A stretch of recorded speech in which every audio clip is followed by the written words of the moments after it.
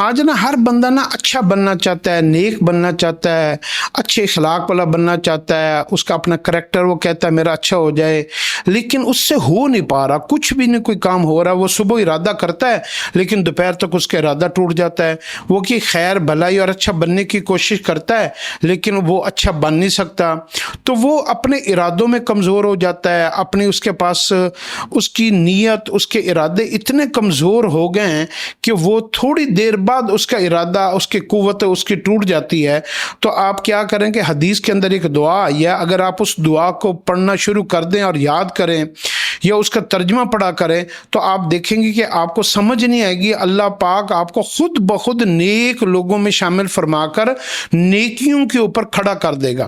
اور وہ دعا ہے اللہم انی اسألک فعل الخیرات، اے اللہ میں سوال کرتا ہوں آپ سے کہ میں جتنے بھی کام کروں نا اپنے جسم سے، زبان سے، بول سے، کاروبار میں، وہ سارے کے سارے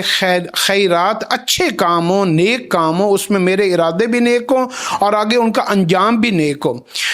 وَتَرَكَ الْمُنْكَرَاتِ، اور اس کے اندر جتنی بھی گناہ والے عمل ہوں، مصیبتوں والے عمل ہوں، غم اور تکلیف اور نافرمانی والے عمل ہوں، ان ساروں سے میں آپ کی پناہ مانگتا ہوں۔ وحب المساکین، میرے اندر کبھی کبر نہ آئے، میں غریب، مساکین، محتاج، بیوہ، یتیم،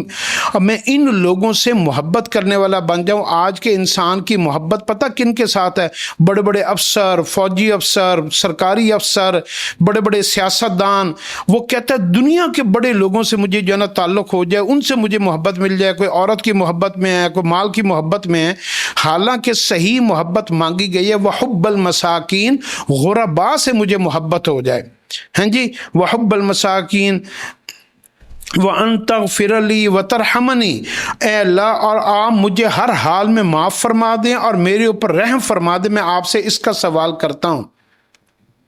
وَإِذَا أَرَدْتَ بَيْنَ عِبَادِكَ فِتْنَةً فَاقْبِضْنِي وَأَنَا غَيْرُ مَفْتُونٍ، اے اللہ جب تو انسانوں کے اوپر کوئی بھی آزمائش، مصیبت، بلا زمین سے یا آسمانوں سے جہاں سے بھی تو نازل کرنے کا ارادہ کرے تو اس سے میری حفاظت فرما اور مجھے اس سے پہلے پہلے دنیا سے تو اٹھا لے، میں کہیں اس فتنے میں، اس مصیبت میں، اس گناہ میں، اس آزمائش میں نہ میں مبتلا ہو جاؤں۔ تو یہ ایک دعا ہے، اس کو اپنی زندگی کا حصہ بنائیں، بڑی قیمتی دعا ہے۔